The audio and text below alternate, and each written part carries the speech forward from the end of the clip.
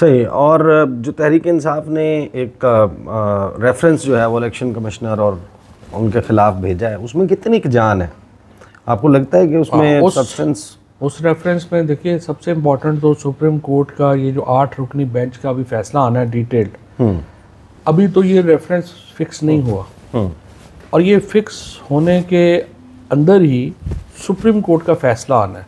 सही। अब उसमें जो मेजॉरिटी जजेस के जो नोट है वो इलेक्शन कमीशन के ऊपर बहुत उनको इफेक्ट कर सकते हैं, क्योंकि देखिए ना, इलेक्शन कमीशन का कंडक्ट आपने भी सारी वो प्रोसीडिंग्स देखी हैं, बहुत ज़्यादा डिस्कस हुआ है। अगर इलेक्शन कमीशन के कंडक्ट के ऊपर एक डिटेल्ड नोट्स आ गए और स्ट्रक्चर्स आ गए, तो फिर ये रेफरेंस में इलेक्शन कमीशन के चेयरमैन और मेंबरों के उनके गले पड़ जाए। काजी साहब होंगे इस रेफरेंस के उसमें? वो तो हो नहीं सकते ना, उसमें तो जो लियाकत चट्टा है उनका जो बयान है उसकी बुनियाद बनाई गई है, तो जाहिर है कि ये रेफरेंस की सरबराही तो मंसूर अली शाह साहब ने करनी।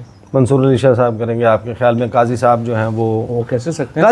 काजी साहब एज ए चीफ जस्टिस, अब और लेट्स जस्ट से कि आउटगोइंग चीफ जस्टिस, आप उनको कैसे एवेलुएट करते हैं? जो सारा कुछ हुआ है, हम काजी साहब आपके दौर में रेफरेंस गया, काजी साहब जो हैं उनके बारे में तो बातें ये होती थी कि आइन और कानून की सरबुलंदी होगी जब ये होंगे, शेर और बकरी एक घाट पे पानी पिएंगे, जमहूरी रवैये, जमहूरियत, रेड लाइन तो ऐसे ही ये क्या हुआ है? ऐसे ही लोग जो उस वक़्त, एक पाकिस्तान में ना परमानेंट तबका है जिसको हर हालत में ना फ़ौज की मुखालफत करनी है, वो जो मर्जी आ जाए उन्होंने बस उसके साथ जुड़ जाना है। तो उस वक़्त फ़ायज़ ईसा साहब ने हुदैबिया केस बंद किया था, उस वक़्त जो है उन्होंने ये फैज़ाबाद धरने का दिया था, तो ये सारा तबका जो है वो छलांग मार के चला गया फ़ायज़ ईसा साहब के पास, और उनको लगा कि ये बड़ा कोई कमाल हो गया, बड़ा ज़बरदस्त ये हो गया।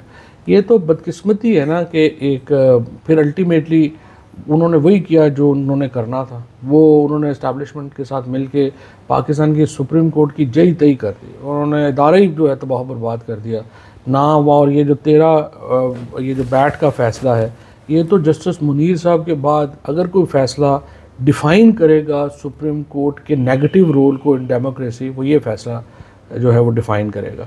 और इसके नतीजे में काजी फ़ायज़ ईसा साहब ने अपनी ज़ात को तो नुकसान बहुत ही पहुंचाया, लेकिन जो उन्होंने सुप्रीम कोर्ट को बतौर इदारा नुकसान पहुंचाया, वो जो गेन किया था सुप्रीम कोर्ट ने, वो सारे का सारा उसका बेड़ा गर्क हुआ।